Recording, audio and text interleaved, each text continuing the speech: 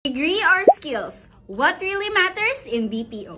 Are you thinking about working in the BPO industry but wondering, do I need a degree or are skills enough?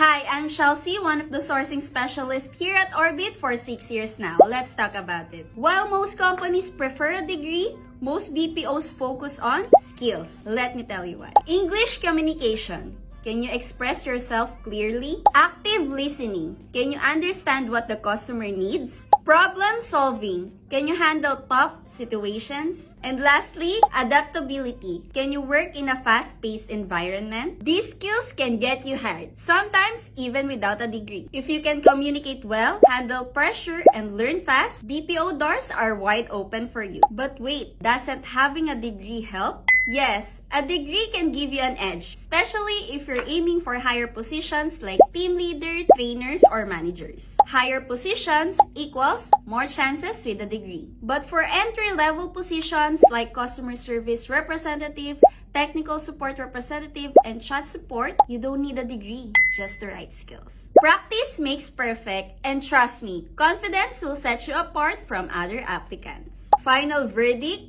a degree is great, but skills will get you the job. Do you think a degree is necessary in BPO? Comment below.